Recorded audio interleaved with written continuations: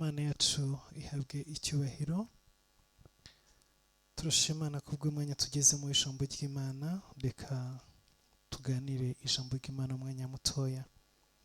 Turasoma mu gitabo n'ubundi cya Zekariya ibice 14, turasoma umurongo wa 16. Dukomeze. Haravuga ngo maze uzarokoka mu mahanga yose yateraga i Yerusalemu wese azajya azamuka uko umwaka utashye ajye gusenga umwami Uwiteka Nyiringabo, ajye no mu misi mikuru y'ingando. Nuko umurongo wa 17, nuko umuntu wese wo mu miryango yose yo mu isi utazazamuka ngo ajye i Yerusalemu gusenga umwami Uwiteka Nyiringabo, iwabo ntihazagusha imvura. Imana yacu ihabwe icyubahiro. Reka dusenga Imana. Data, turagushimye kubw'uyu mwanya, tuguhaye data ikaze na karibu kugira ngo umwuka wawe wera abe hejuru y'ubuzima bwacu, utuganirize kandi uduhishurire. Reka buri muntu wese mwami ashobore kumva ijambo ryawe kandi ashobore gusobanukirwa umugambi wawe no kugira neza kwawe, ndetse mwami tubashe kumenya ibihe tugezemo nuko dukwiriye kwitwara, mu izina rya Yesu Kristo Nazareti, amen. Yesu ashimwe bwoko bw'Imana. Kuri uyu mugoroba dusomye ijambo rivuga ngo kandi umuntu wese wo mu mahanga yose yo mu isi utazazamuka ngo ajye i Yerusalemu gusenga Uwiteka Imana, iwabo nta mvura izagwa. Haleluya. Umuntu utazahaguruka ngo ashake Imana, umuntu utazahaguruka ngo asenge Imana yaremye ijuru n'isi, Imana Nyiringabo, iwabo ntihazagusha imvura. Nta mugisha azagira mu byo akora, nta mugisha azagira mu nzira ziwe no mu byo anyuramo. Imana itugire neza cyane. Ndashaka kuvuga gato kuri Yerusalemu. Hari Yerusalemu z'ubwoko bubiri. Yesu ashimwe.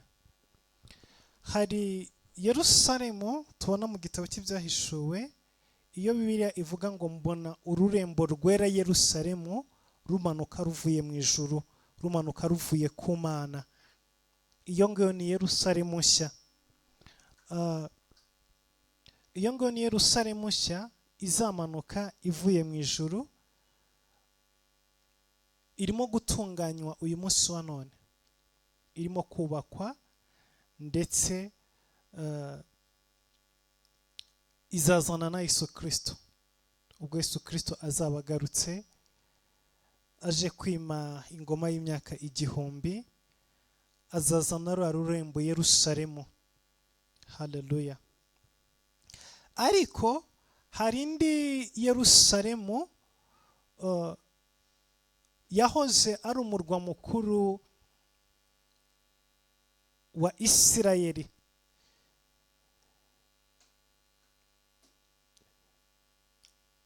Igihe kiza kugera iza gusigara ari umurwa mukuru w'Ubuyuda cyangwa se w'Abayuda.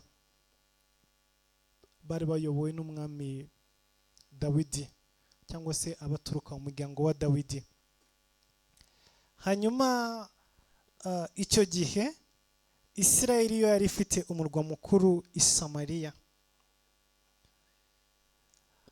Rero Yerusalemu ni umurwa wa Dawidi, cyangwa se ni agace, ni umujyi mukuru wubatswe n'umugabo witwa Dawidi. Dawidi ari we Imana yahaye isezerano yuko itabaza ryiwe ritazigera rizima n'umunsi wa rimwe, bitewe n'ukuntu Dawidi yabanye n'Imana kandi akorana n'Imana, agendana n'Imana. Iminsi yo kubaho kwa Dawidi yayimaze anezeza Imana. Ntabwo yari umukiranutsi, kuko Bibiliya iravuga ngo nashatse mu bagabo umukiranutsi mbonamo umwe wenyine gusa. ariko nshatse mu bagore mbura n'umwe. Mu bagabo uwabonetsemo akiranuka kandi ari umukiranutsi ni Yesu Kristo wenyine gusa, niwe utakoze icyaha. Ariko abandi bose babanye n'Imana, baba inshuti z'Imana, bagendana n'Imana, ariko rimwe mu buzima cyangwa kabiri cyangwa kenshi babaye abanyantege nke. Dawidi rero yabaye inshuti n'Imana, agira umutima Imana yishimira kandi Imana inezerererwa, kuko mu ntege nke ziwe yamenyaga intege nke ziwe, agaca bugufi imbere y'Imana, akihana, agasaba Imana imbabazi. Kuko biravuga ngo ntabwo Imana yanga umunyabyaha, ahubwo yanga ibyaha byiwe. Iteka iyo turi mu byaha, Imana ibishaka ko duhindukira kugira ngo tuve mu ngeso zacu mbi. Dawidi rero yari umuntu ukora icyaha akamenya ko yakoze icyaha, akagira umutima uciye bugufi imbere y'Imana kandi akemera intege nke ziwe. Ibyo byubatse ubushuti budasanzwe hagati ye n'Imana. Niwe rero wubatse uriya murwa wa Yerusalemu. Ariko Yerusalemu nyuma y'ubwami bwa Dawidi n'umuhungu we Salomo utarashoboye kubaha Imana nk'uko se yayubashye, yatangiye neza ariko asoza nabi ubwoko bw'Imana. Buriya iherezo riruta itangiriro. Tujye twita ku iherezo ryacu, kuko abantu benshi batangira neza, batangira bashaka Imana, batangira basenga, batangira baha Imana. Urebye Salomo mu bwami bwiwe yatangiye ashaka Imana, yatangiye asenga, yatangiye atanga ibitambo 1000, yatangiye arara ku musozi, yatangiye ahamagara za kabineti, ahamagara ubwami bwe, bagahamagara abajenaye n'abakuru bose bakajyana ku musozi bagasenga. Ariko Imana imaze kumumugisha, amaze kwaguka, amaze kwigagahaga, arangije arongora abagore benshi. Ariko uku kurongora abagore benshi ntabwo cyari ikibazo ku Mana, ahubwo icyabaye ikibazo ni kimwe, nuko abagore yarongoye bazanye ibigirwamana byabo, hanyuma mukura ku Mana, bamutegeka kuramya ibigirwamana. Iyo aza kurongora aba bagore 1001 ariko agakomeza yubaha Imana, asenga Imana, akorera Imana, mu kuri ntabwo Isirayeli yari gura n'ibibazo nk'ibyo yahuye nabyo nyuma yiwe. Ariko abagore bamutwaye umutima kugeza igihe bamukura ku Mana. Wa mugabo watangiye usenga, watangiye ashaka Imana, watangiye yubaka urusengero rw'Uwiteka, yabanje kubaka inzu y'Uwiteka, arwubaka neza, arurimbisha, aruha icyubahiro. Nyuma yaho nawe yubaka inzu yiwe, Imana imuha inzu yiwe, amaze kubaka inzu y'Uwiteka.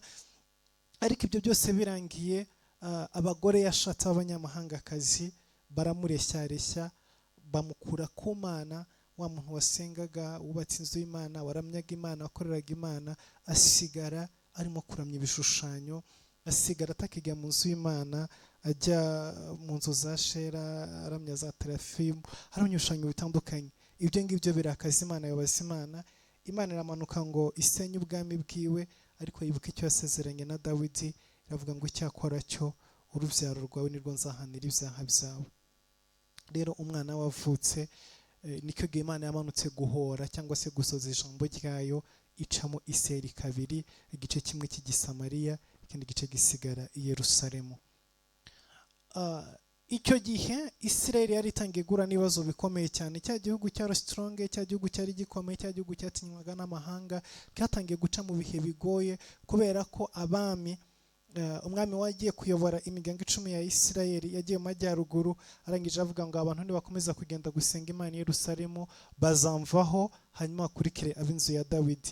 Azana ibishushanyo, yubaka ibimasa by'izahabu, abwira Abisirayeli ngo iyi niyo Mana yabakuye muri Egiputa, muyubahe muyikorere. Ako gace kaba kavuye ku Mana. Abasiga amajyepfo n'abagumana urusengero bakomeza basenga, ariko igihe kiragera baba batakibasha kubaha Imana, ahubwo buzuza ibigirwamana, buzuza ibishushanyo, kubera ko ntago bari bagishyize hamwe, ntago bari bagikorera hamwe, ahubwo bari baratatanye. Ubwoko bw'Imana, buriya ikintu cyitwa ubumwe mu bwami bw'Imana ni ikintu gikomeye cyane. Iyo ducitse intege, iyo tutatanye, iyo buri wese agiye ukunda ukwe, ducika n'intege mu buryo bw'umwuka, hanyuma abanzi bacu bakagwiza imbaraga, ndetse samutemo bakaba banaturusha ubushobozi, cyangwa se bakaba banaturwanya bakadutsinda. uko niko byageze ahantu Imana irarakara cyane, kuko Abisirayeli batari bagisenga Imana. Ihagurutsa umwami Nebukadinezari, arazinjira i Yerusalemu, asenya rwa rusengero rwiza rw'Imana, afata Abisirayeli arabanyaga, bajyanaho iminyago. I Yerusalemu hahinduka amatongo. Uko niko wa mujyi mwiza w'igitangaza w'amasezerano, hari hari ubuturo bw'Imana, hari hari amateka menshi, uko niko hasenyutse. Hamaze gusenyuka, Abisirayeli bajyanwa i Babuloni, bamarayo igihe, bamaze imyaka 70. Imyaka 70 irangiye, batangira kuririra Imana, batangira gusenga Imana, batangira gutakira Imana. Imana yumva kurira kwabo. Biravuga mu gitabo cya Zaburi 37 ngo twari turi ku migezi y'i Babuloni, ngo no twari twaramanitse inanga zacu, ngo abatujyanye iminyago ngo badushakagaho indirimbo, ngo ariko twaririmbira gute Uwiteka Imana yacu mu mahanga. Imana yacu itugire neza cyane. Icyo gihe batangira kuririra Imana, batangira gutakira Imana.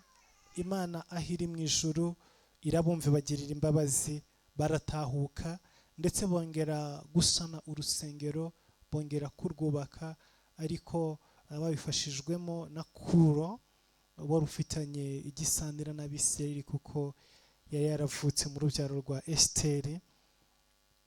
Icyo gihe yongeye gufasha Abisirayeli gutahuka, abafasha kongera kubaka urusengero. Yerusalemu harongera harubakwa, ndetse uba umujyi mwiza. Amasezerano ahari nuko umwari azasama inda kandi akabyara umwana w'umuhungu. I Yerusalemu hongera kubakwa, hongera gusanwa. Navuze ngo hari imijyi ibiri, hari uwo dutegereje, ariko hari umunsi wa none. Yesu Kristo aravuka. Amaze kuvuka akora ibitangaza byinshi, apfira i Yerusalemu, abambirwa i Yerusalemu. Ariko mbere yo kubambwa yitegereza urusengero rwa Yerusalemu, arababwira ngo nta buye na rimwe rizasigara rigetse hejuru y'irindi. Abwira ngo ni kangahe nashatse kuhabundikira nk'uko inkoko ibundikira imishwi, ariko mukananira. Abwira ngo nashatse kubaha buri kimwe cyose, ariko ntabwo mwigeze munyumva, ahubwo mwanteye umugongo. Abwira ngo none inzu yanyu musige wari umusaka. Intumwa ziwe ziramwigira, ziramubaza ngo witegereje urusengero ko ntari rwiza, namyubakirwa n'amabuye yarwo ko ntari meza. Mu gice cy'Amato cya 24. Yesu arabitegereza, arabareba, arababwira ngo igihe kizaza bizagenda gukana gutya. Igice cya 24 ababwira ibihe by'imperuka, ababwira ukuntu bizagenda, ababwira ukuntu Yerusalemu azasenyuka, ababwira ukuntu bazatatana amahanga atandukanye. Ibyo byose abivuga birarangira. Arangije arapfa, arabambwa, arazuka. Mu mwaka wa 70 nyuma Yesu Kristo, ubwami bw'i Babuloni, ubwami bwa Roma burahaguruka, buraza, bwongera gusenya i Yerusalemu, bongera gusenya urusengero, bahindura amatongo. Yerusalemu harasenyuka neza, wa murwa mwiza, wa murwa w'Imana, wa murwa ufite amasezerano, hahandi Imana yishimira. Hamwe Imana yavuze ngo utazazamuka ngo aze gusenga iwabo nta mvura izagwa, harongera harasenyuka, hinduka amatongo. Abisirayeli baranyagwa, baratatana, bajya mu bihugu bitandukanye. Icyo gihe Abaroma bahatuje abantu. Nyuma y'ubwami bwa Roma haza ibihe bitandukanye, Abisilamu barahaza, barahatura, Abakristo. Ariko icyo gihe ubukristo burazamuka, bugira imbaraga mu Burayi. Abakristo baricara baravuga ngo reka duhaguruke tujye kubohoza uriya murwa w'i Yerusalemu, kuko ni umurwa w'Abakristo, ni umurwa wa Gikristo, ni umurwa urimo amateka ya Kristo, ni umurwa urimo amateka y'Imana twizera kandi twemera. None uri mu biganza by'Abisilamu. Barahaguruka, barorganiza intambara, baraza binjira i Yerusalemu, bararwana. Barwanye inshuro zirenga 4 zose. Rimwe barahatsindira, hajyamo Abakristo. Abisamurongera bariyoroganyiriza, bararwana, birukana Abakristo. Abakristo barongera baragaruka, bararwana, kugeza igihe haje kujya amaboko y'ubwami bwa Ottoman Empire, bwari buyobowe n'igihugu cya Turuki, uyu munsi muzi nka Taki. Ndimo ndavuga kuri Yerusalemu. icyo gihe abaturuki bahatuje abisilamu n'abarabu batandukanye batura hariya i Yerusalemu. Abakristo baratsindwa burundu, bananirwa kongera kuhagaruza, baharekera abisilamu kuko ubwami bwa Ottoman Empire bwari bukomeye cyane, ku buryo bukomeye kandi bwayobowe n'abayisilamu. N'uyu munsi wa none igihugu cya Turuki ni igihugu gikomeye cyane, kandi gifite n'inganda zikomeye. Benshi muri mwebwe mugiye ku isoko kugura imyenda, mugenda mubaza ngo iyi ni imituruki. Iyo mubonye umwenda uturuka muri Turuki uba uhenze cyane. So mu ntambara ya mbere y'isi, abajuifu cyangwa se abisirayeli bari baratataniye hirya no hino ku isi, bagerageje kwiyunga n'abaturukiya kugira ngo babafashe kurwana mu ntambara ya mbere y'isi, bafite icyizere cy'uko nibabafasha bagatsinda bazongera kubasubiza ubutaka bwabo, kuko kuva mu mwaka wa 70 abisirayeli batataniye hirya no hino ku isi ntabwo bongeye gusubirana ubutaka bwabo, ahubwo bwagumye butuwemo n'abarabu. Ariko bigeze hagati, abongereza babadekarara yuko nibaramuka batsinze intambara bazasubiza abajuifu igihugu cyabo cyangwa se abisirayeli igihugu cyabo bakagituramo. Uwo munsi abisirayeli barahindura, bava ku ruhande rwa Turuki bajya ku ruhande rw'abongereza, babafasha kurwana intambara. Rero barangije gutsinda intambara, igihe batsindaga intambara abongereza birukana abaturuki, barahafata barahakoloniza, ihinduka koloni y'abongereza. Ariko abafashe Isirayeli mu rwego rwo kugira ngo bayisibanganye ku ikarita y'isi, bafashe igihugu cya Isirayeli barangije bagihindurira izina bacyita Palestina. Palestina ni ijambo riva muri Filistia, n'Abafilistia. Iyo usomye muri Bibiliya ubona inshuro nyinshi abisirayeli bagiye bangana n'Abafilistia. Rero kugira ngo bahindure cyangwa se bakureho izina rya Isirayeli, byabaye ngombwa yuko bahindura ahitwaga Isirayeli bahitwa Filistia, ariko kuko iyo pronunciation yabananiye kuyifata neza bahita Palestina. Palestina biva muri Filistia. Uko niko kiriya gihugu cya Isirayeli cyose cyiswe Palestina. Abongereza rero barahadomina muri koloni nyinshi bari bafite zitandukanye. Bakolonije Kenya, bakolonije Ubugande, bakolonije Nigeria, bakolonije ibihugu byinshi bitandukanye, bakolonije Ubuhinde.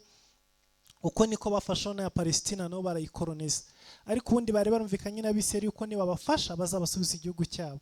Ariko mu rwego rwo kwanga kwiteranya n'abarabu ntibahabasubiza. Intambara ya kabiri y'isi irangiye, abisirayeli bari bamaze kwicwa mu buryo bukomeye cyane muri jenoside yakorewe abayahudi. Yaguyemo miliyoni zirenga 6 z'abayahudi, babishe urupfu rubi rukomeye cyane. Babicaga mu magereza nk'ayitwa Sobibo. Gereza ya Sobibo ni gereza yatwikiwemo abayahudi benshi cyane. Barafataga bakabambura imyenda, bakabinjiza mu ifuru, barangiza bakabatwika bagashya ari bazima. Barabasambanije, babakora iyicarubozo ribi cyane rikomeye, babicishaga inzara, abandi bagaturitswa n'amamine. Muzarebe filime yitwa Sobibo, muzabona uburyo ki abisirayeli baratesetse cyane mu ntambara ya kabiri y'isi. So intambara ya kabiri y'isi irangiye, isi yose yari ifite ikimwaro gikomeye kubera ukuntu abisirayeli bapfuye badafite igihugu, badafite aho bataba, badafite epfo na ruguru. Niko umuryango w'abibumbye cyangwa se UN ikoranye n'abongereza bavuze ngo reka dufate cya gihugu cyahoze ari icyabo icyitwa Palestina, hanyuma tubagabanye ubutaka, bafate agace gatoya k'ubutaka, hanyuma abanyepalestina nabo bari bahatuye nabo bafate akandi gace bahagabane. Ariko barangije bafata wa murwa mukuru ari wo Yerusalemu. Baravuga ngo Yerusalemu ntago turi buze kuyiha Palestina cyangwa se bano bisilamu n'abarabu bari basanzwe bahari, kandi nta nubwo turi buze kuyiha Isirayeli, ahubwo iyi ngiyi Yerusalemu iraza kuba international, iraza gukontororwa. Mumfashe muze kumva ahangaha kuko ibingibi nimutabyumva neza biraza kubagora gusobanukirwa icyo nshaka kuvugana namwe uyu munsi, kubera ko turi mu bihe by'imperuka bwoko bw'Imana, turi mu bihe twitegura kwakira Yerusalemu ya kabiri. Ariko ibingibi ntabwo mushobora kubisobanukirwa mutabanje kumva ibingibi ndimo kubabwira muri kano kanya. So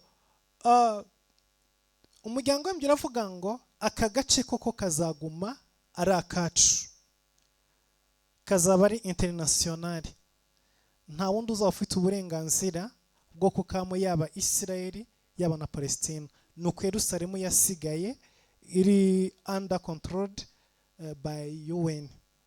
So leta ya Isirayeli imaze gushingwa muri 48, iryo joro yashinzwemo, ibihugu by'Abarabu byo ntabwo byigeze byishimira uwo mwanzuro. Byaravuze ngo reka duhaguruke, byaravuze ngo reka duhaguruke turwanye ababisirayeli, tubice, tubakureho, tubasibanganye, kuko ntabwo bagomba kugira ubutaka n'agaciro hano. Muri iryo joro leta yari ishinzwemo amaze kudeklara yuko ivutse. Bari abantu bavuye mu bihugu bitandukanye, bavuye muri Turuki, bavuye mu Bwongereza, bavuye i Burayi, bari abantu bamaze kurokoka jenoside, bafite ihungabana, bavuye mu bihugu bitandukanye n'Uburusiya, bari batashye barimo kuvuga ati natwe tugeze igihugu cyacu. Nta gisirikare bari bwagire, nta kintu na kimwe bari bwagire. Ibihugu 5 by'Abarabu byorganiza muri iryo joro, bagurutse ingabo, bagurutse ibikoresho bikomeye, avuga reka tugende tubikire, tubatsembeho, tubamareho, tubasibanganye. Ntabwo bagomba kuba hagati muri twebwe, ntabwo iki gihugu kigomba kuba hagati muri twebwe. Abantu bari bamaze kurokoka jenoside aribwo bagitaha mu gace batamenyereye, batariyorganiza, bataragenza gute, barahagurutse mu kwirwanaho gusa tu. Barahaguruka, urubyiruko rurahaguruka, ravuga ngo reka twirwaneho, ntabwo tugomba kongera gupfa nkuko turangije gupfa mu ntambara ya kabiri y'isi muri jenoside yitwa Holocaust. Iryo joro Abisirayeli batangiye kwirwanaho, gusa bamwe bari barabaye mu gisirikare cy'Ubwongereza, abandi baragiye nyine bafite udutraining dutandukanye, ariko ntabwo cyari igisirikare, bari abantu bari aho ngaho gusa bihurije hamwe. Ukoko kw'Imana kubabaho, barahaguruka, bararwana, babanza gutsindwa, ariko nyuma y'iminsi 2 iminsi 3 barahagurutse birwanaho, batsinda bya bihugu 5. Biratangaje bwoko bw'Imana. Izi ngizi ntago ari imbaraga z'umuntu, ntago ari ubushobozi bw'umuntu, ahubwo ni imbaraga z'Imana. Kuko ntago wakumva uburyo ki impunzi zitahutse iryo joro zivuze ngo tubonye igihugu bataragira igisika, bataragira ikintu na kimwe, uburyo ki bashobora guhaguruka bakarwana n'ibihugu 5 bifite ingabo, bifite ibikoresho, bifite amafaranga, bifite abaturage, bakabasha kubitsinda abantu bake cyane. N'imbaraga z'Imana, n'ukoko kw'Imana ko hakoze, ntago ari ubwenge bw'umuntu. Nyuma yo gutsinda urwo rugamba nibwo noneho Isirayeli yicaye, bavuga ngo reka noneho tureme igisirikare, dushyire igisirikare kiri organize, natwe tugire igisirikare kizaturengera. Reka mbabwire bwoko bw'Imana, iyo hari amasezerano y'Imana hejuru y'ubuzima bwawe, y'igihe cy'amasezerano kigeze, Uwiteka aruruka agahagararana nawe. Mu ntege nke zose waba ufite, mu bushobozi buke bwose waba ufite, ntabwo Imana ishobora kukureka. Haleluya. Ndababwira ngo ibingibi byose kugira ngo bibe, byari byarahanuwe yuko Isirayeli izasenyuka ikibagirana, ariko kandi ubuhanuzi bwavugaga yuko Isirayeli izongera kubaho. Haleluya. Ubushize nababwiyeho mbabwira uburyo ki Isirayeli yari ifite ubuhanuzi bw'uko izongera kubaho, ariko ntibeho ihereye mu gice cya Yuda. Igice cya Yuda na Dawidi ni igice k'i Yerusalemu, yagombaga guhera mu bice by'amajyaruguru, niko gace bahaye Isirayeli. Hanyuma nabasobanuriye yuko Isirayeli itagombaga kubaho ngo ifate ubutaka bwose ibuhawe na UN mu mbabazi n'impuhwe. Oya, ahubwo yagombaga guhabwa agace gatoya gusa kugira ngo ivuke yongere ibeho, ariko ibindi bice byose bisigaye ikabibona ibirwaniriye. Yesu ashimwe.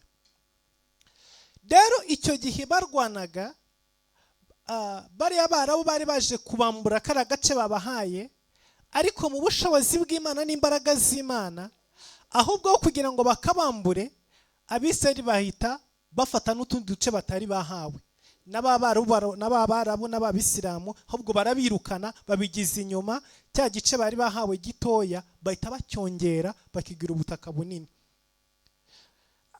Biriya bihugu byabo biravuga ati it's okay, rindira gatoya, reka tugende twitegure neza, biriya twaje tutiteguye neza, reka ze tubige, tuzagaruka twongere tubatere. Barongera bagaruka mu ntambara y'iminsi 6. Bariyoroganiza, barahaguruka, baraza kugira ngo n'ubundi b'Isirayeli bayikubite, bayitsinde, bayikure, kuko umugambi wabo ni wo guhanagura Isirayeli hariya, ntibayishaka. Ntabyo kuvuga ngo baturane, ntabyo kuvuga ngo babane, oya, bagomba kubakuraho bakavaho burundu. Uwo ni umugambi wabo. Bagarutse n'ubundi muri iyo ntambara, bongera guha Isirayeli amahirwe n'ubundi. Iteka n'uwo barabayishozaho intambara, bongera kuyiha amahirwe yo kongera kwagura ubutaka. Irongera bakubitira batsinda, irongera ifata n'ibindi bice bitandukanye, irabifata. Ibifashe irongera yagura Isirayeli. Nanone baravuga ati toke, reka tugende, ntabwo twiteguye neza,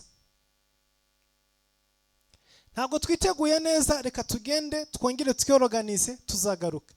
Noneho bazari ibihugu birenga 20, harimo za Misiri, harimo za Iraq, harimo ibihugu byinshi cyane bitandukanye, za Syria, za Libani na zandi zose zirahaguruka, zavuga ati noneho ubu ngubu dufite intwaro twahawe n'Abarusiya, dufite indege, dufite buri kintu cyose, n'ibihugu birenga 20, tugiye kuza dukubita Isirayeli, turayisibanganya, nta n'umuturage n'umuri busigare, bose turabica, tubarangize, tubasuke mu nyanja, birangire, ubutaka bwongeye bunduka bw'Abisilamu. Muri iyo ntambara, umunsi wa mbere baratsinze, umunsi wa kabiri, ariko umunsi wa gatatu Imana ati tugire neza cyane. Abisirayeli barahaguruka, Imana ibajya imbere. Mu bwenge bukomeye n'imbaraga z'Imana, Abisirayeli bashoboye gutera Misiri, kuko niyo yari ikomeye cyane, niyo yari iyobora urugamba. Binjira muri Misiri, batwika indege zose z'intambara za Misiri, basenya ibibuga byose by'indege, ku buryo Misiri itari gifite ubushobozi na bukeya bwo kugurutsa n'indege n'imwe ngo ihaguruke mu gihugu cyabo. Uko ibyo nibyo bakoze na Syria, ibihugu byose baturanye, indege zabo zose z'intambara barazisenye, bari bahawe n'Uburusiya, bazi yuko bakomeye ubu ngubu bagiye guhaguruka bagakubita Isirayeli bakayisiba ku ikarita y'isi. Mu minsi mike cyane Abisirayeli barafashe bazenguruka ingabo zose za Misiri zari ziri mu butayu bwa Sinayi, bazigotera hagati y'ibihumbi birenga 20 by'ingabo za Isirayeli. Banje bavuga ngo ingabo zanyu reka tuzifungire hano, hanyuma tugiye kumanuka noneho dufate Misiri. Icyo gisi yose irahaguruka, ivuza induru, babwira ngo Isirayeli nimugarukira aho ngaho. Barabareka, nazangwa barazireka, nimutahe. Icyo gihe basinya amasezerano avuga ko batazongera gutera Isirayeli. Ariko nyuma y'icyo gihe bakreatinga imitwe ya Hezbollah, ya Hamas, kugira ngo bayitere inkunga ihaguruke ize irwanye Isirayeli. Icyo nshaka kuvuga, ndashaka kuvuga kuri Yerusalemu. Muri izo ntambara zose Isirayeli yagiye irwana, yagiye ifata uduce dutandukanye, ariko amahanga agakomeza yivugiriza induru, akabwira ngo nimuhagariraho, nimuhagariraho, nimuhagariraho. Isirayeli igahagarika intambara atari uko yatsinzwe, igasubira inyuma atari uko yatsinzwe, ahubwo kubera induru z'amahanga. Reka mbabwire bwoko bw'Imana, uyu munsi wa none urebye induru barimo bavugiriza Isirayeli, ntabwo ushobora kwemera yuko itagitangiza intambara n'umunsi wa rimwe, ahubwo abantu bayitangizaho intambara. Mukuri uyu munsi wa none Isirayeli iri mu ntambara na Hamas, igeze ku rundi rwego rukomeye, kuko mu ijoro ryo kuwa gatanu igihe twe turi muri overnight, Abisirayeli nabo bari bamaze kwinjiza ibifaru n'abasirikare ku butaka bwa Gaza. Reka mvuge gatoya kuri intambara ya Hamas na Isirayeli. Ariko ntimwibagirwe ko ndimo kuvuga kuri Yerusalemu. Uyu mutwe wa Hamas ni umutwe ufashwa na Irani n'ibindi bihugu by'Abarabu, ariko Irani niyo iri imbere cyane. Bafite ya ntego na ya gahunda yo kuvuga ngo dukubite Isirayeli tuyisenye tuyikure ku isi. Hanyuma mu majyaruguru hari undi mutwe witwa Hezbollah. Uwo nawo nuvuga ngo ni mugenzi wa Hamas, bawuhaye imbaraga n'ubushobozi. Bavuga mwebwe mugende mujye mu majyaruguru ahitwa muri West Bank, ni hafi ya Yerusalemu. Bafata Hamas na ati namwe mujye mu majyepfo, hanyuma mujye mutangiza intambara mu majyepfo, natwe tuzajya dutera duturutse mu majyaruguru. Ibyo byose umugambo hari n'umwe, ni wo gusenya Isirayeli bakayikura ku ikarita y'isi. Ese bazabishobora cyangwa ntabwo bazabishobora? Ntabyo bazigera bashobora, kuko igihe cyo gutsindwa kwa Isirayeli cyararangiye. Yesu ashimwe ubwoko bw'Imana. Hari igiseri yabaye mu ntege nke, hari igiseri yatsinzwe, hari igihe Yerusalemu hasenyutse, hari igihe Isirayeli yasenywe iribagirana, ariko icyo gihe cyararangiye. Igihe tugezemo ni igihe cya restoration ya Isirayeli, ni igihe cya Yerusalemu. Haleluya. Ni igihe cya Yerusalemu cyo kongera kubaho, ni igihe cya restoration ya Isirayeli. Ku itariki 7 z'uku kwezi Hamas yarahagurutse iratera, abantu barenga 1,100 barapfa muri Isirayeli. Aba ba Hamas baba muri Palestine, ariko mu gice cya Gaza. Nigeze kukivugaho gatoya. Igice cya Gaza ni igice gifite population iri high, huzuyemo abaturage. Aba Hamas ro strategy bakoresha, bajya hagati mu bitaro, bakajya mu mavuriro, bakajya ahantu hatuye abantu benshi, barangiza bakashinga ibibunda byabo bakarasa kuri Isirayeli.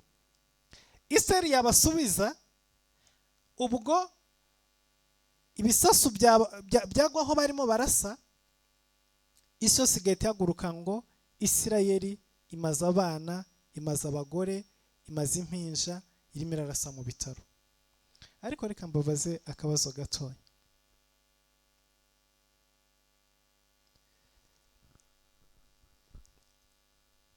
Ukraine na Russia biri mu ntambara. Ibisasu Putin yarashe muri Ukraine, yabihaye amabwiriza ngo mugende mwica abasirikare n'abagabo gusa, ntimwica abagore n'abana. Ese hamaze gupfa abana bangana iki muri Ukraine? Hamaze gupfa abagore bangana iki muri Ukraine? Ariko ukurikiranye ku mbuga nkoranyambaga, abantu bakomeje bafana Uburusiya, bavuga ngo bukomeze burwane, bukomeze butere ibisasu, bufate Ukraine.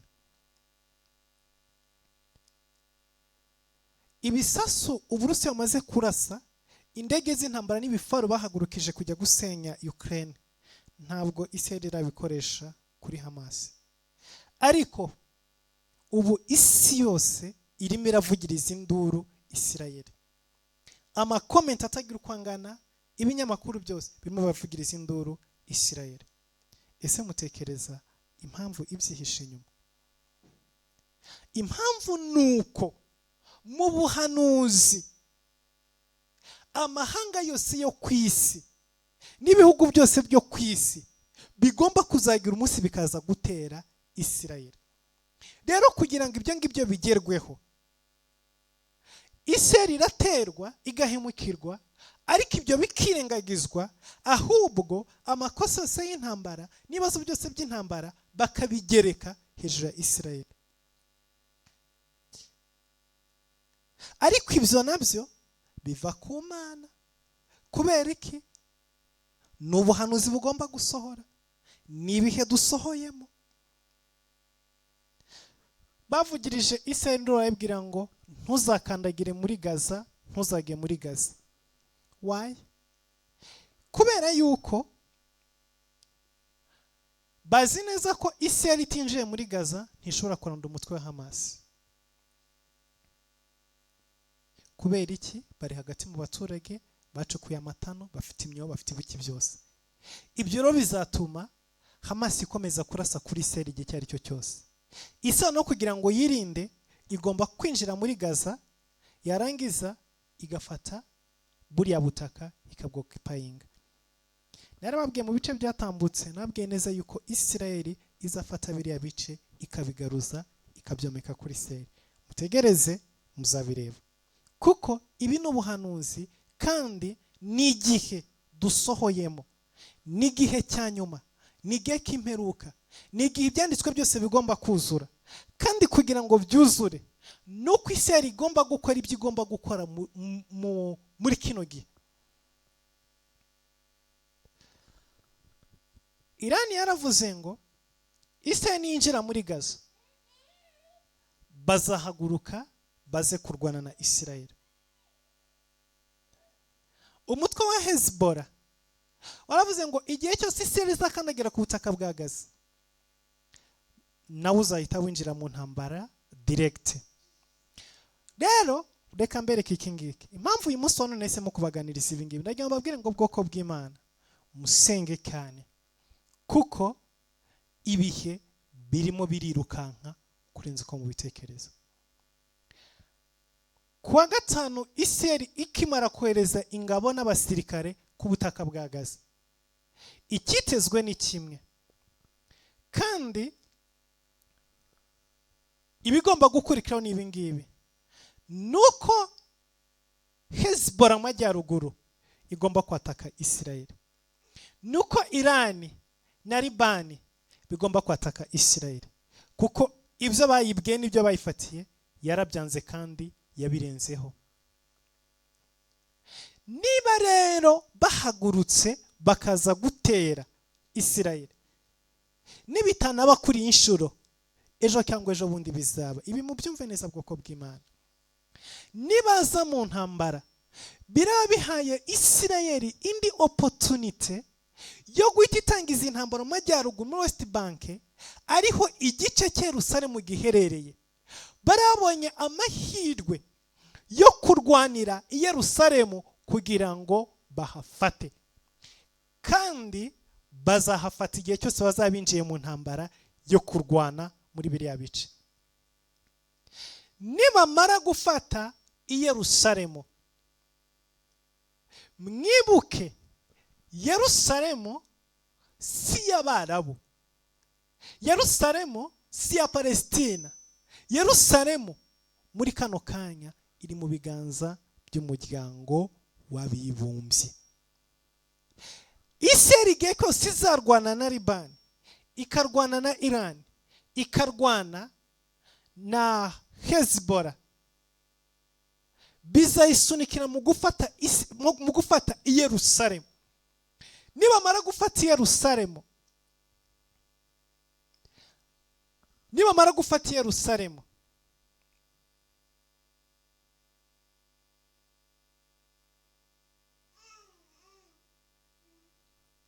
haleluya. Mu gice cya 12 cya Zekariya haravuga ngo umurongo wa 6 ngo uwo munsi abatware b'Ubuyuda nzabahindura nk'urujyo ruriho umuriro bashyira mu nkwi cyangwa ifumba bashyize mu miba y'ingano. Bazakongora amahanga yose abakishije iburyo n'ibumoso, kandi bazabona i Yerusalemu hongera kubakwa aho hahoze. Isirayeli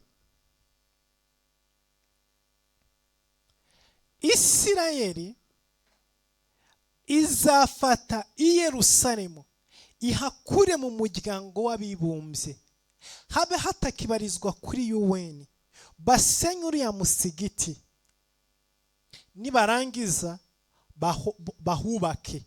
Biravuze ngo hazongera kubaka uko hahozwe, rwa rusengero n'ubundi ruzongera ruzamurwe. Hanyuma Yerusalemu yose bayirukanemo bariya b'Isilamu bose n'Abarabu, hahinduke umurwa mukuru wa Isirayeli. Ubuhanuzi buzaba burimo bwegera umusozo. Kandi ibyo ngibyo simbibona kera, kuko iyi ntambara irimo guhaguruka niho irimo kuganisha. Ibi ni ibihe biteye ubwoba bene data. Nibamara gufata Yerusalemu ikagaruka mu biganza bya Isirayeli, Isirayeli kubaka rwa rusengero, reka mbabwire ngo intambara ikomeye izahagurutsa ibihugu byose, atari bya bihugu by'Abarabu gusa, ahubwo bizaba ari ibihugu byo ku isi yose, biyobowe n'Uburusiya, n'Ubushinwa, n'Ubuhinde, na Misiri, na Ethiopia, n'ibihugu bya Iraq na Turuki. Ni ibihugu bikomeye kandi bifite imbaraga zikomeye cyane.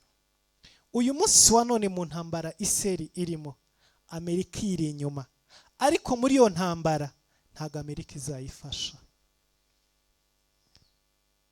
Bazahaguruka, Bibiliya iravuga ngo bazaba bameze nk'inzige mu kirere, bazaba bameze nk'umukungugu. Ni ingabo z'isi yose, ni ingabo zizaba ziyobowe na UN. Kubera iki? Kuko uyu munsi wa none nimba mushobora gukurikira ni ibiki birimo kuba, ntabwo UN irimo yemeranya na Isirayeli habe na gatoya. Ubu ngubu UN irimo kubwira Isirayeli irabwira umuyobozi wa UN ngo niyegure, kubera yuko ashyigikiye Hamas aho kugira ngo ashyigikire Isirayeli. Isirayeli yakuyeho viza zose z'abakozi ba UN binjira ku butaka bwayo. Ejo cyangwa ejo bundi hari inama y'umuryango w'abibumbye barimo gutora ngo Isirayeli ihagarike intambara. Ibihugu birenga 120 byatoye bisaba Isirayeli guhagarika. Ibindi bicya byarifashe, ibindi 14 nibyo byatoye yuko 12 nibyo byatoye yuko Isirayeli ikomeza intambara, ariko ibirenga 120 byatoye bisaba yuko ihagarika. Kandi Isirayeli ntago yiteguye kubumvira habe na gatoya, kuko guhagarika bivuze ngo subira iwawe mu nzu utegereze ko baza kukwica. Ese abari we wabikora? Wakwemera ugasoro ugategereza? Kuko Hamas yoye, reka mbabwize ukuri, ubushobozi Isirayeli ifite mu rugamba, iyo abari bwo Hamas yari ifite, nta muturage n'umwe warara ari muzima ku butaka bwa Isirayeli. Nabira Isirayeli ikora ikavuga ngo mubanze muhunge, mumanuke mujye mu majyepfo, ahanga muhave. Hamas ibyo ntiyabikora. Oya, barabo ntabwo babikora, kuko iteka bahagurutse bashaka gusiba icyitwa umuyahudi ku butaka bwa Isirayeli. Niyo gahunda yabo. Rero Abisirayeli nabo ntibashobora kumvira UN, kubera yuko ibyo byose UN n'ibyo bihugu bibitora cyase bivuga byirengagije umugambi wa biriya bihugu wo guhanagura Isirayeli. Ibyo rero bizatuma igihe kigera bicare UN yicare ivuge ngo ibyo twabasabye gukora byose baradusuzuguye, rero ubu ngubu twebwe UN tugiye gutera Isirayeli. Uburusiya nk'igihugu gikomeye ku isi mu buryo bw'intambara bazagurukana ibitwaro byabo. Turuki ni igihugu nacyo kiri mu muryango wa OTAN gikomeye ku rwego rwo hejuru. Ubushinwa bugeze kure mu ikoranabuhanga mu gisirikare n'ibindi.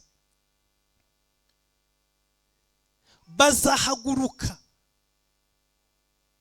ibihugu byose by'Abarabu bizikoranya, bazakora ku ntwaro zose ziruta izo bigeze gukoresha, bahaguruke baze gutera i Yerusalemu, kuko icyo gihe umurwa mukuru wa Isirayeli uza waravuye i Tel Aviv uri i Yerusalemu. Igihe cyose bazahaguruka baje gutera, Isirayeli mu buhangange bwayo n'ubushobozi bwayo ntabwo izashobora kurwana n'isi yose, ntabwo izashobora kurwana na biriya bihugu byose icyarimwe. Rero icyo gihe Isirayeli, haleluya,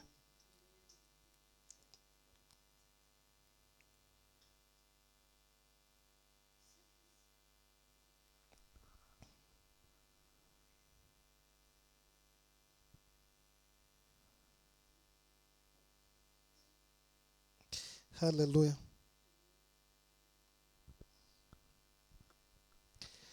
Nibamara kwataka Isirayeli,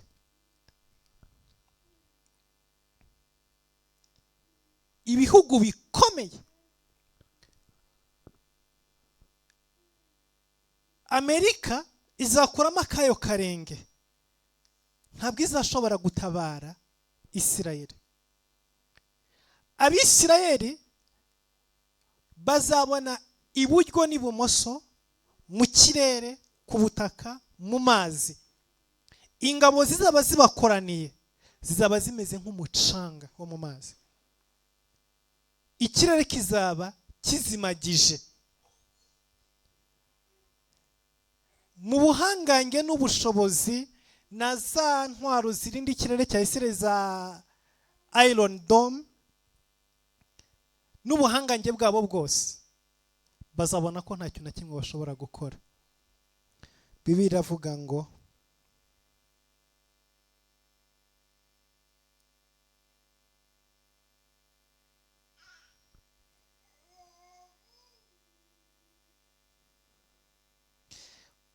Zekariya 12:8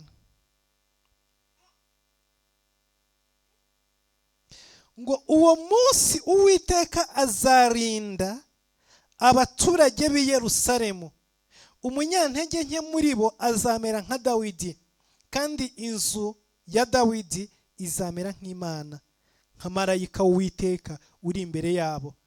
Maze uwo munsi nzashaka kurimbura amahanga yose yateye i Yerusalemu. Haleluya. Icyo gihe Bibiliya iravuze ngo uwo munsi nzashaka kurimbura amahanga yose yateye i Yerusalemu, ngo kandi nzasuka ku nzu ya Dawidi no ku baturage b'i Yerusalemu umutima w'imbabazi n'uwo kwinginga.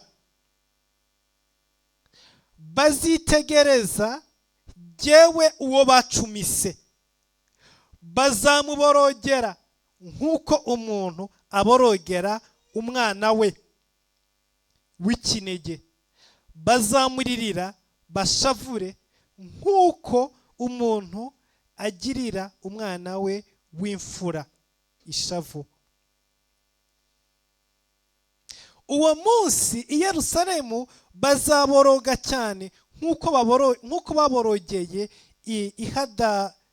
i Hadaderimoni mu kibaya cy'Imegido. Kandi igihugu kizaboroga, umuryango wose ukwawo, umuryango w'inzu ya Dawidi ukwawo, n'abagore babo ukwabo, n'umuryango w'inzu ya Natani ukwawo, n'abagore babo ukwabo, n'umuryango w'inzu ya Lewi ukwawo, n'abagore babo ukwabo, n'umuryango w'ab'i Yerusalemu, n'umuryango w'Abashimeyi ukwawo, n'abagore babo ukwabo, n'imiryango isigaye yose, umuryango wose ukwabo, n'abagore babo ukwabo. Icyo gihe haleluya, nyuma nibabona icyo gitero n'izo ngabo zimeze nk'inzige, ubushobozi bwabo bwo kurwana n'ubuhangange bwabo, nta kintu na kimwe buzaba bushobora gukora imbere y'izo ngabo. Bazarambika intwaro zabo hasi, ngo hanyuma bahindukire, ngo bitegereze jyewe uwo bacumise. Ninde? Ni Yesu Kristo. Kugeza uyu munsi Isirayeli ntabwo irakira Yesu nk'umwami n'umukiza n'umucunguzi. Baracyagendera mu isezerano rya kera, barakizera amategeko 10 ya Mose, barakakurikiza gusenga kose kwa Aburahamu, kwa Isaka, kwa Mose, ya mategeko yose, isabato, buri kimwe cyose nibyo bagikurikiza uyu munsi wa none. Ni abantu bake cyane bemera Kristo nk'umwami n'umukiza n'umucunguzi. Ubundi bo barakazi yuko Mesiya azaza, barakyategereje Yesu. Ariko Bibiliya iravuga ngo haleluya, ngo ibyo byavuye ku Mana kugira ngo twebwe abanyamahanga turonke agakiza. Yesu ashimwe. ni Imana yatumye batakira agakiza kugira ngo twebwe dukizwe. N'uyu munsi wa none Bibiliya iravuga ngo igitumana n'iyi saha batarakira agakiza ni iki? Nuko umubare w'abagomba gukizwa mu banyamahanga utaruzura. Haleluya. Hari abantu benshi muri bene wacu b'abanyamahanga batarakira umwami Yesu mwiza n'umucunguzi. Ubundi nibo barimo batinza. Hanyuma rero uwo munsi bazahindukira bavuge ngo uwo munsi ngo Imana izasuka umutima w'imbabazi n'umutima wo kwinginga ku Bisirayeli. Imana izahumura amaso yabo, ikingura ibitekerezo byabo, bamenye ko Mesiya yaje ahari. Haleluya. Nibamara kumenya ko Mesiya yaje kandi ahari, bazamenya ko umucunguzi wabo yabonetse. Bazamenya ko Mesiya wo mu muryango wa Dawidi yabonetse. Ngo icyo gihe Imana izabasukamo umutima wo kwinginga.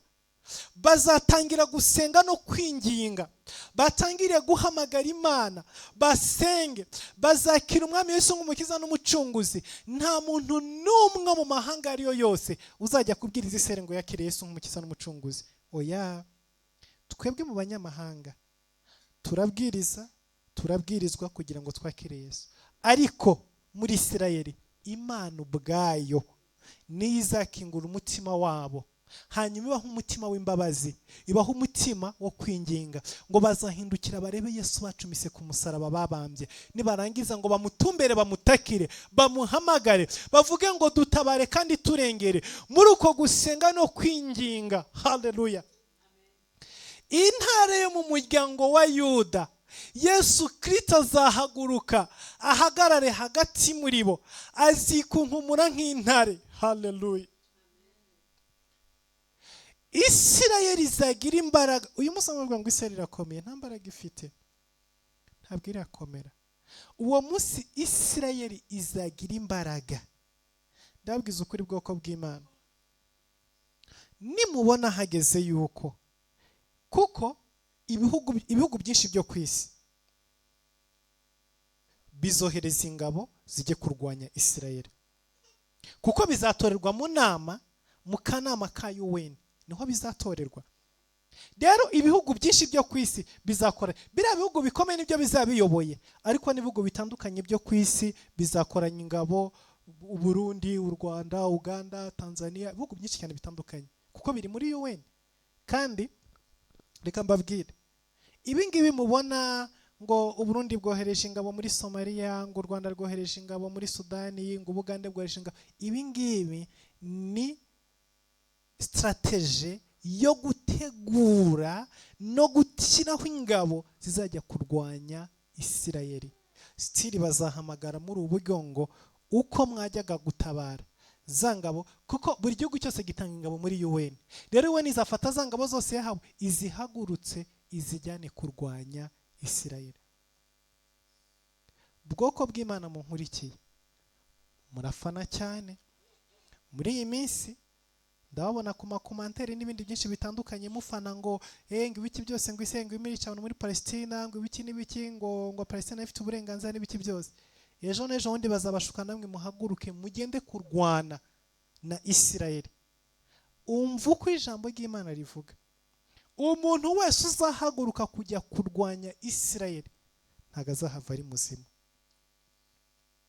Bibiliya iravuga ngo uwo wese wahagurutse, indege ziri mu kirere zari ziteguye kurasa Isirayeli zizaturika nta kiziturikije. Ibifaru bizengurutse Isirayeli byiteguye kwirasa ubwabyo bizashwanyagurika ntaho bishwanyuje. Abasirikare bose bazaba bagiye gutera Yerusalemu bazapfa, nta n'umwe uzarokoka. Ibi ni ukuri mubimenye. Mpora mbabwira ibintu hakiri kare, nta n'umwe uzarokoka. Bibiliya iravuga ngo izo ngabo zose z'amahanga Imana izazigaburira ibisiga mu kibaya, mu marembo ya Isirayeli. Ngo Imana izatuma ayo mahanga yose yateye i Yerusalemu, yateye Isirayeli, My Jesus.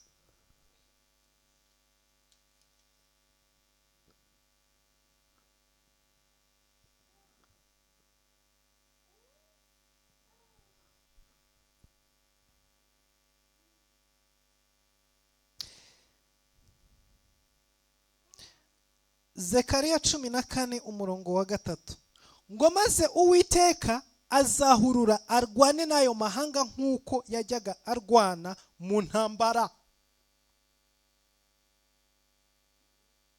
Ngo uwo munsi azashinga ibirenge bye ku musozi wa Elayono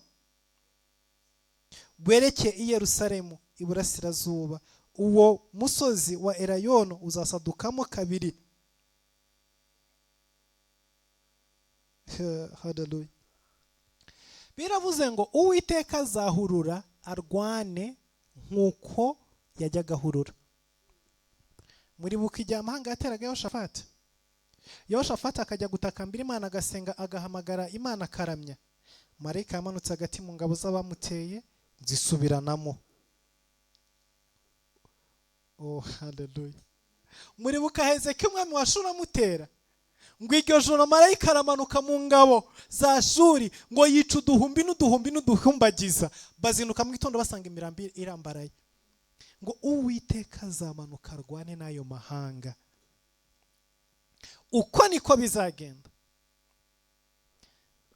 Reka ndangiriza ahangaha uyu munsi wa none babwire ngo ibi byose nibyo mu gihe cy'imperuka.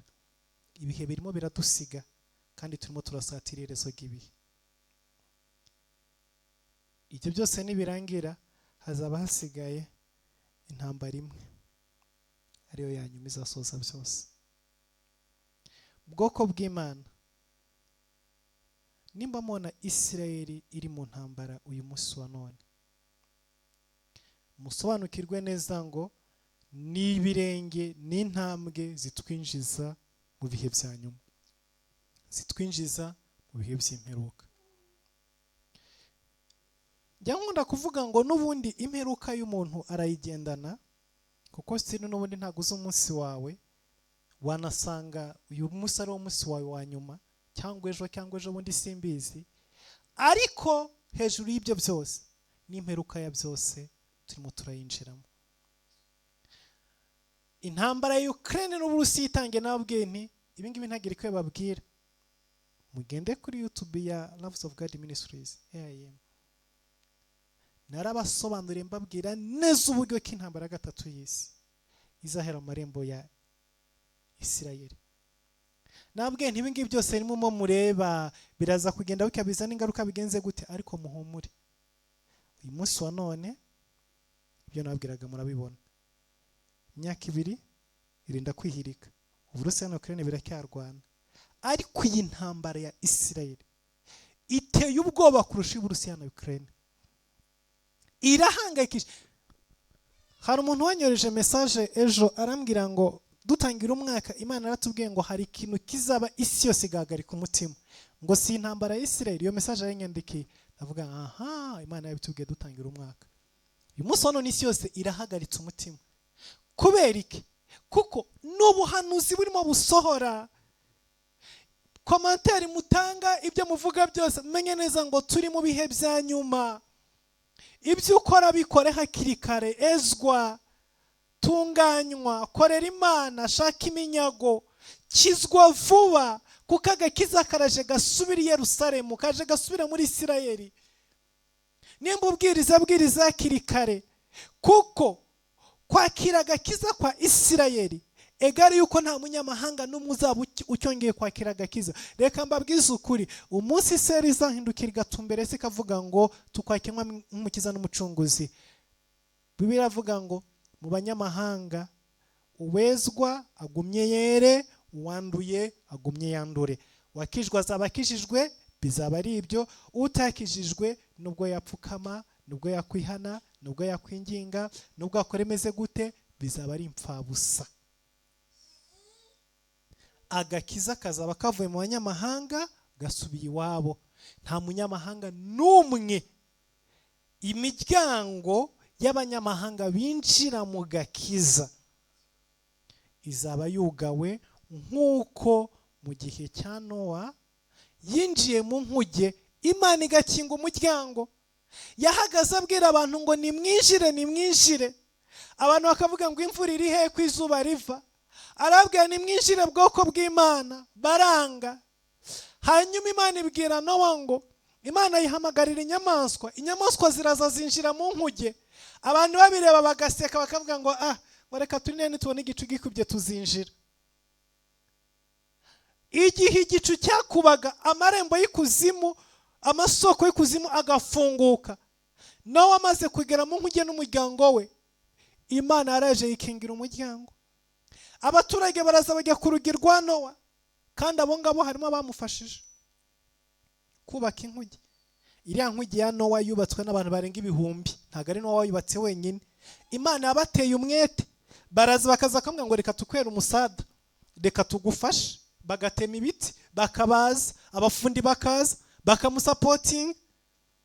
Atariko ati usika ikintu kingana gutya, reka byari bivuye ku Mana ikabatera umwete, bagasapotinga.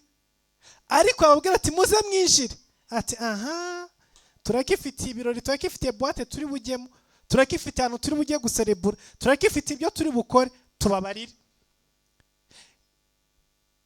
Imvura itangiye kugwa, Nowa yari amaze kugera mu nkuge, Imana itize yikingira umuryango. Ba bantu bakaza ku muryango bakadodora, aterega ibuka nijye waguherezaga ibiti, ati ndakwibuka muvandimwe, nkingurira ninjire, sijye wakinze. Abandi bakaza aterega nijye wazanye ya misumari, ati ndakwibuka muvandimwe, nkingurira se ninjire dore imvura irimo kugwa, sijye wakinze. Uko niko bigiye kugenda. Ndakubwiza ukuri, hari benshi banasapotinga n'imirimo y'Imana, banatera n'inkunga n'ibiterane za Afurika Haguruka n'ibindi bitandukanye, basapotinga n'abakunda Imana, bakora byinshi bitandukanye mu bwami bw'Imana, bafasha, kuko Imana ijyagurutsa n'abapagani kubw'umurimo wayo kugira ngo utere imbere, n'abakozi Imana bagafashwa n'umurimo w'Imana ugafashwa n'ibiki byose, bagafasha ariko badashobora kuvuga ngo njye nta kibazo ndatanga amaturo, ndasapotinga, ndashyigikira, ariko ibyo gukizwa ndacyabitekereza, umva ndacyari umukatolika rwose mumbabarire, nzagaza nsenga, ariko ibyo kubatizwa ubwa kabiri, ibyo kubatizwa amazi menshi mwe mumbabariye. Bakigumira uko, igihe kizagera azavuge ngo Apostle Eric, burya bya bindi wajya kuvuga ngo twakirwa Yesu n'umucunguzi, ndaje none wanyatuza nkakirwa Yesu n'umucunguzi, nzakubwira ngo sijye wakinze n'Imana yakinze. Niko bimeze. Ukizwa azaguma akijijwe, uwanduye azaguma yanduye. Nimba mubwiriza agakiza, mubwirize bene wanyu bakizwe, mubwire abo bene wanyu batarakimwe Yesu n'umucunguzi. Barimo barakinisha agakiza, barimo baragakerenza, ariko ibi ngibi murimo mubona iyi ntambara ya Isirayeli na Hamas, murimo mureba n'amagambo murimo mwumva n'ibiki byose, barimo baratanga amanaliza atandukanye n'ibindi byose, mushukwe nabyo munanirwe gukizwa, mushukwe n'ayo makomanteri yo ku YouTube n'ibindi munanirwe kwakira nk'umukiza n'umucunguzi. Igihe kirabarangiranye, igihe kirabarangiranye, isi irimo iragana ku musozo, igihe kirimo kiregereza ngo agakiza gasubire wabo muri Isirayeli, igihe kirimo kiregereza ngo antikristo ajye ahagaragara, igihe kirimo kiregereza. Ndababwiza uko inimo n'iyi ntambara irangiye, Isirayeli idafashe Yerusalemu ngo ihiyomekeho, n'ubutaha n'indi zaza, kandi isi kera n'indi zaza, Yerusalemu izajya mu biganza bya Isirayeli, byange bikunde, mubikurikire, mubitege amatwi, mubikurikire, bizaba. Umunsi wa none icyo nakubwira kandi nagusaba ni kimwe, niba unkurikira utakirwa Yesu n'umucunguzi, mwakire. Niba unkurikiye muri kano kanya, tunganya inzira zawe, utunganye ibyawe, haguruka ukorera Imana bigishoboka. Nimba ufite bana banyu batarakizwa, babwiriza agakiza, ambara imbaraga ushaka Imana ijoro n'amanywa, kuko uyu Yesu Kristo murimo mwanga guhamagara, Abisirayeli baraje bamuhamagare kandi azabitaba, baraje bamuhamagare. nimba ibihugu birenga 120 birimo gutora ngo hagarika intambara bakanga bakarwana, ejo bizishya hamwe vuge ngo reka tujye kubarwanya, nibyishyiramo iseri zaguruka itabaza Imana, niyitabaza Imana izabatabara kandi agakiza kazaba gatashye, ntikazagaruka mu banyamahanga, bizabirangiye, wikizwa azaguma akishijwe. Ibyo niko bimeze kandi niko biri. Hari ahantu muhahanga amaso, iriya ntambara muyitega amatwi, kuko intambwe ku yindi y'iriya ntambara ifite ubusobanuro buhambaye mu buhanuzi, mu bihe by'imperuka, mu gakiza, mu ijambo ry'Imana. Ibyo gufana ngo abakristo n'abisilamu mubivemo n'ubuhanuzi burimo burasohora, nta kibihagarika nta nikizabihindura. Yuwe niyavuga itavuga, nayo izashiduka yisanze mu ntambara ije kurwana, ariko izahagwa. Abazajya bose bazahagwa, abazabitambika bose bazahagwa. Bibiliya yavuze ngo ibuyuda abiseri nzabahindura nk'urujyo rwaka umuriro, nzabahindura ibishirira, bazakongora buri mahanga yose abegereye. Ibyo ngibyo mugeranya ubushobozi, mugeranya ngo Irarang ifite ubushobozi bunubu, ngo Abisama ifite ubushobozi bunubu, ngo Rashi ifite ubushobozi bunubu, ibyo ntacyo bivuze. Icyo Imana avuze yarakivuze, cyanditswe karanditswe. Haleluya. Muhaguruke mushaka Imana, muhaguruke musenge Imana. Reka dusengere Isirayeli kuko iri mu buhanuzi kandi iri mu ijambo. Ubutaka bwose bwa Isirayeli buzasubira kuri Isirayeli. Uko niko biri, niko bimeze. Ubutaka bwa Isirayeli bwose buzasubira kuri Isirayeli, Yerusalemu izasubira i Yerusalemu, hazongera kubakwa aho hahozwe. Ubwoko bw'Imana nababuriraga ibisigaye, reka dusenge Imana. Data, mu izina rya Yesu Kristo, mu izina rihambaye, mu izina rikomeye, turagushima ko wabanye natwe. Turagusaba kugira ngo uduhe agakiza kawe, uduhe umwuka wawe wera, uduhe gusobanukirwa ibihe, uduhe kumenya intambara ziriho, ubusobanuro bwazo, aho ziva naho zijya. Turakwinginze kubw'imbabazi zawe no kubw'ubushobozi bwawe, uhe bene wacu agakiza batarakizwa. Data wa bose, mwami batarakira umwami Yesu umuza n'umucunguzi, ubahe kwakira umwami Yesu umuza n'umucunguzi. Girira neza ubwoko bwawe, duhe kwitegura mwami, duhe kuzuza inshingano zacu. Mu gihe agakiza tukigafite, duhe kugafata neza no kugakoresha uko bikwiriye. Duhe gukora umurimo wawe bigishoboka. Duhe mwami gukizwa bigishoboka. Aka gakiza mwami dukerensa gafite igihe amarembo yako azafunga mu mahanga yose yo ku isi. Mu gihe katarafunga mwami, duhe imbaraga zo kuba maso ijoro n'amanywa. Tureke gufata ibihe nk'ibisanzwe, kuko ntago bisanzwe. Urakoze Mana ko mvuga gusenga, izina ryawe rishimwe, mu izina rya Yesu Kristo Nazareti. Amen.